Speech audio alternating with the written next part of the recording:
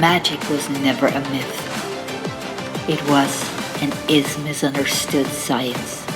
Welcome to the science of magic. Hi, I am Lulu from Belgium. I'm a modern artist in everyday life, a psychic since childhood, and I always been drawn to magic but grounded in science. Let's spark our way in. And today we gonna talk about mythology, like fairies, unicorns, dragons. And I will see it through a scientific and historic lens, but I also want to share my own spiritual opinion and my visionary perspective, because I had a lot of experience with entities, with other energies, with other parallel universe. We're going to talk about it later. My goal is not to say that the science is wrong. So science is a powerful thing. Science gives us structure and methods and evidence. And we need that. We really need that. Otherwise the world go crazy.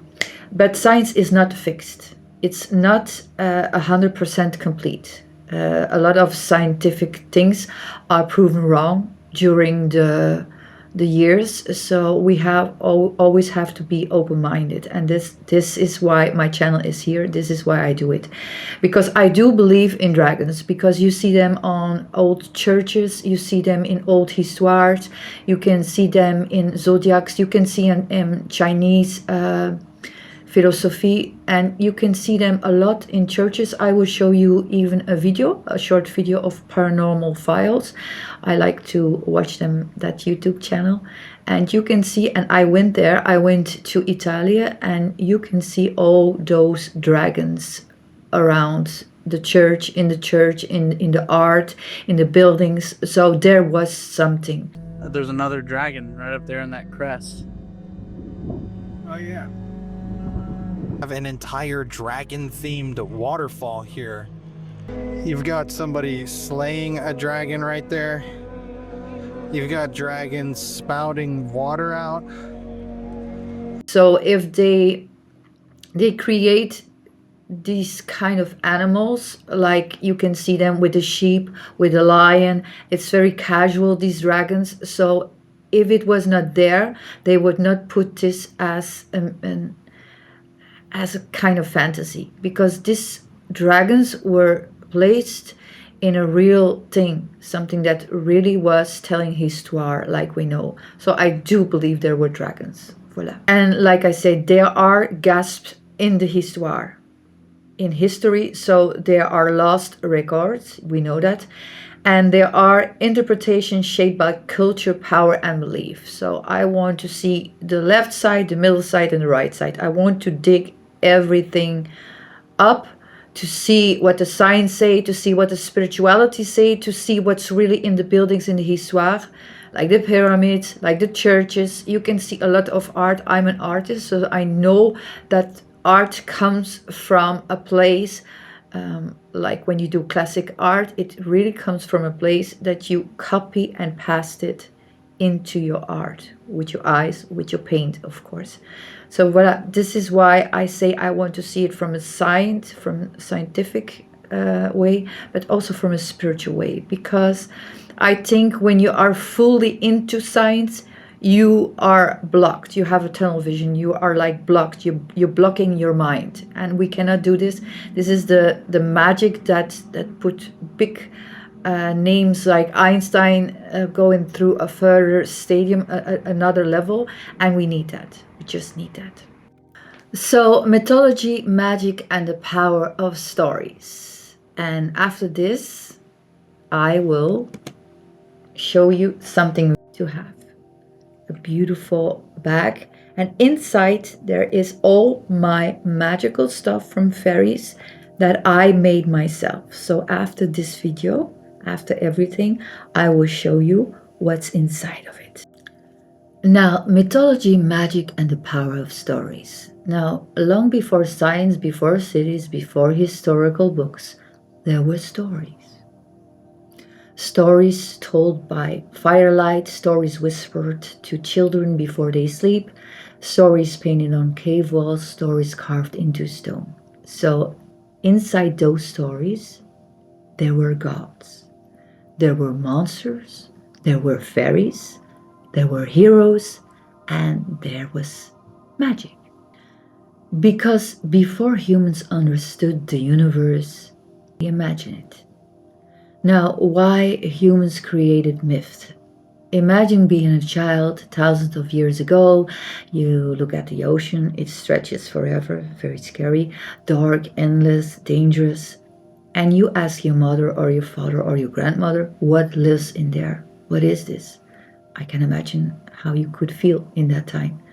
She tells you about sea spirits, water gods, creatures that drag sailors into the deep. Now, the ocean is no longer just water, it is alive. And it is alive. Mythology is how humans turned nature into stories. Thunder became a god with a hammer, the sun became a golden chariot, the moon became a goddess, and the dead became a realm with gates. Myths made the universe understandable and magical. Now, this is my favorite part, the birth of fairies and spirits. Now imagine walking through a forest at night. The wind moves the leaves, branches crack behind you, shadow dance between the trees, your brain starts to fill the darkness with meaning. In Celtic lands, people believed tiny glowing beings lived in the woods. They protected ancient trees, they guarded hidden paths, they punished those who disrespected the nature. I like fairies. These were the first fairies. Not cute cartoons like we know now, but powerful spirits of nature. In Japan, they became yokai. In Africa, they became spirits. And in Scandinavia, elves and trolls like we know them in many movies and fairy tales. Every culture gave the unseen a face. Because humans cannot accept the silent world, we need stories to explain the shadows. Now, magical objects in modern fantasy. We have like swords forged by gods, rings that grant invisibility, mirrors that show other worlds, a book that contains forbidden knowledge. Now, in mythology, Thor was his hammer, so these are the objects. Odin has his spear. These objects were never just tools. They choose their owner, they had a will, and they had a destiny. Sounds familiar? There's a lot of gods with objects. Like a fairy and like a wizard has a wand and magical stardust. That's because modern fantasy is built on ancient myth. Now, from Merlin to Harry Potter, the wizard is one of the oldest archetypes in history, like Merlin, the magie, Egyptian priests, mystics, Persian star readers.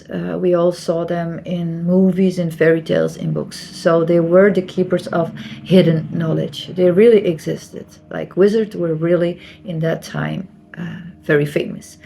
And today they carry wands. A wand is not, and a wand is not just a stick. I will show you after this video. I have my own wand, and it is really a symbol of focus, of intention, of will. That's why old pagan and Wicca, we still use them. So in Harry Potter, the wands chooses the wizard. That idea comes directly from ancient magical belief. Power is not owned, it is granted. Even today, when we watch these stories, something inside us remember us. That's why I'm going to talk about the spiritual side of it. Because these myths live in our DNA. It's creepy, but it is. Why fairy tales are not for children in that time. Now, the original fairy tales were very dark. Very, very, very dark. Really dark. It was witches burned children, wolves ate grandmothers, forests swallowed the lost. Magic always had a price, always. Fairy tales were survival stories. They taught, don't just trust strangers. Respect nature, be brave, Be clever. Beware of temptation. Now, these stories, the real fairy tale stories, they were psychological maps of the human soul. And every hero's journey was really about becoming more than you were. And now I am, like I said, I'm an artist, and I think we all need a little bit magic. We really need magical stories in our life. It would be very boring, it would be very dark on earth without these stories, without this fantasy, without, I mean, fantasy, it's not the right word that I'm seeking because I don't think it's a fantasy. Not at all. I think there's a lot of truth in it. So voilà. Why we still need magical stories. Now, today we have computers, satellites, AI, spaceships, maybe spaceships. But we still watch fantasy, we still read fairy tales, we still believe in the chosen ones, we still dream of hidden worlds, because logic feeds the mind, but stories feeds the soul. Now, magic reminds us that reality is bigger than routine, that wonder still exists, that imagination is power. And every great invention once lived only in a story, in a mind, in a fantasy. So, 7, the secret of all myth. Here is the truth hidden inside every legend. The dragon is fear, the wizard is wisdom, the fairy is intuition, the dark forest is the unknown, the hero is you. Mythology is not about the past, it is about the human journey. And magic is the language we use to tell it. It really is. So when you open a fantasy book, when you watch a wizard raise a wand, when you hear fairy wings in the night, you are not escaping reality. You are remembering who you are. Because humans are not only builders of cities, we are builders of worlds and stories. And stories are the oldest magic we have and we will ever have. And now I'm going to show you my magic, my first magic I made and planted like a little seed in the soil on earth. So I do believe in magical creatures. I don't know if you saw it, but I saw the documentary of real mermaids. I'm going to show you a little part. Just a very short version of this video, of this documentary. I don't want to be punished by YouTube. Did you know there's a real documentary, like an official documentary of real mermaids? I believe in mermaids, you have to see it. I will link it below, and they discover real mermaids. I also believe in dragons. I believe in all these creatures because they are real, and I am in a moment of my life that I believe what they hide. You could see it in ancient craft and ancient art too.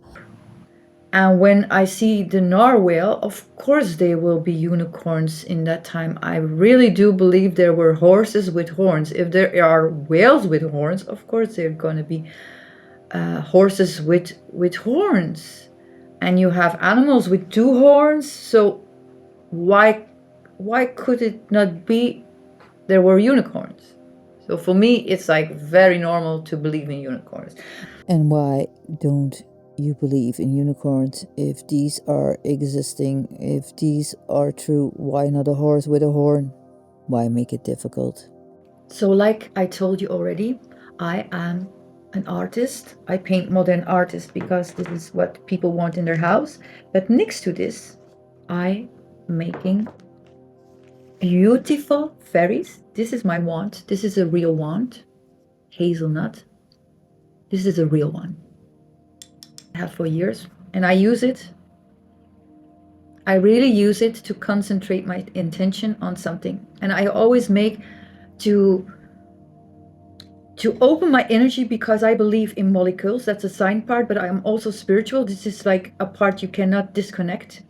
And when sometimes in some cultures they talk about the bad eye, but energy from that they send to you with the power of the mind, you cannot always feel. You can feel it. There's something wrong. There's something in the air. Everybody went there, and that's the thing. I put my magic in. So I have my wand, and I always make a swirl. You can see that also when they do that on the television, in the fairy tales, they make a swirl like this. But I always make a swirl. And the swirl means get out of my way, get out of my way. Let me move without blockage, without blockage. And you wave and you wave and you wave and you open the energy, And I use a wand for it because I am into magic. So I'm not gonna, but you can do it also like this. You can do it also in your mind. And it's like a spiral. You make a spiral, you can do that. When you feel bad energy, you make a spiral in your mind or with your finger. And you say, put all the blockage away, and you turn, and it's like a swirl, like a wind. Nobody can stop you, and it becomes stronger and stronger and bigger, and everything goes out of your way. That is bad energy, bad people, bad thought, people who don't like you, people who are despising you, who hate you, who are jealous, who envy you, and you throw it all away with your mind, because these molecules, these energy, we are all energy. It works because we are all energy. So this energy you move with your thoughts, with your mind, and you throw it away, because the swirl is so strong as a hurricane, and they cannot touch you anymore. This is how it works. This is how magic works. This was my paperback first book I made. It's now a hardcover because I didn't like this. But I would choose it because it was my first print. And I wrote this book. These are my fairies that I designed. And it calls the fairy tales Fairies from Orbit. It's in my language, in Dutch. I'm from Belgium. It's Flemish. This is my caterpillar. And he wants to be a butterfly, but he cannot wait. So he is building something on his back to fly. But then he falls in the sky. He falls off. And all the elves using the caterpillar, so they're seeking the caterpillar, and he is catched by trolls, because I always put lessons in it, that you have to wait. Before you can fly, you have to earn your wings. And these are the trolls. They try to eat my caterpillar. I make it with collages. This is also very beautiful. This is the magic bee, Mamali, the magic bee. She is a sorceress, and she lives in a beautiful beehive. But I did it, and I'm very proud of it. And 2 years ago, I put it on the market. This is also a very beautiful one. Can you imagine going to this dream flight in your bed? How magical. And magic was never a myth. It was misunderstood science. See you. Please like, subscribe, and hit that bell button for more videos. Thank you.